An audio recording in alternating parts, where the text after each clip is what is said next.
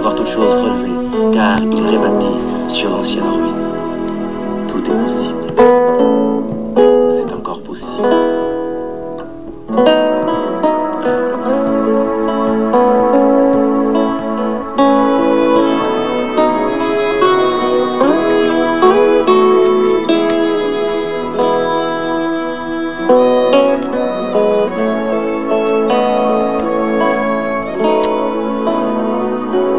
C'est encore possible de vivre la gloire passée, de reprendre force et vider la main cachée.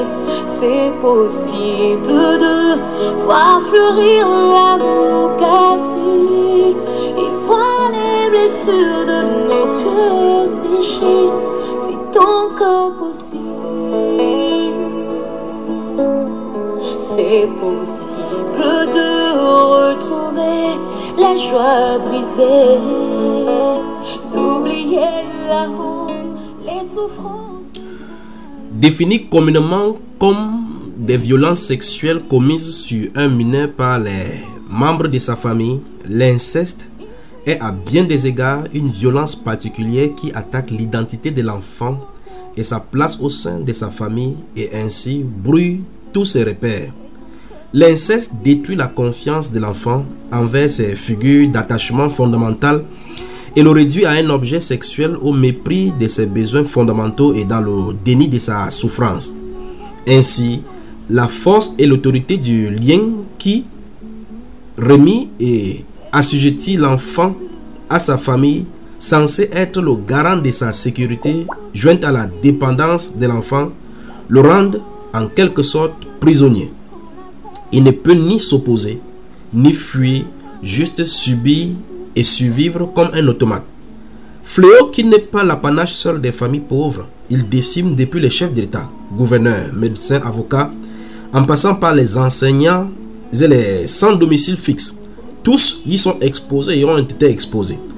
Alors que les psychologues et autres spécialistes parlent des phénomènes massifs aux conséquences très graves sur la santé physique et mentale des enfants à court, moyen et long terme, sur une protection et des soins adaptés ne sont pas mis en place, certains pensent qu'il faut cacher ces choses qui n'en ont pas la réputation de la famille.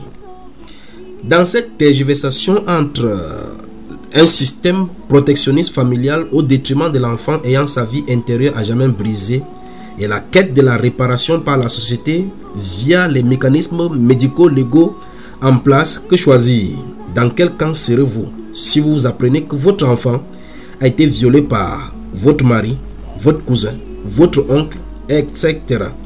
Que faire pour aider ces victimes ayant traversé ce désert aux odeurs sodomiques dignes des temps de Mathusalem et consorts? C'est le prétexte de la femme dans la sainteté ce soir qui se penchera sur un phénomène venu d'autres genres dans chaque famille, blanc, noir, jaune, indien, etc. Personne n'y est épargné.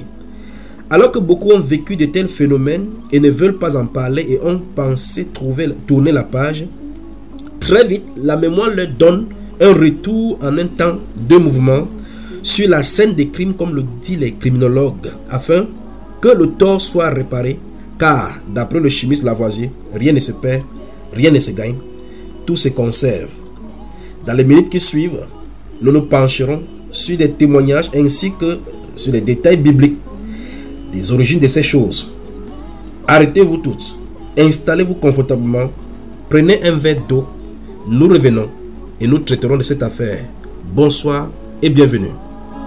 Ceux qui croient au nom de Jésus-Christ, c'est encore possible, la grâce est disponible.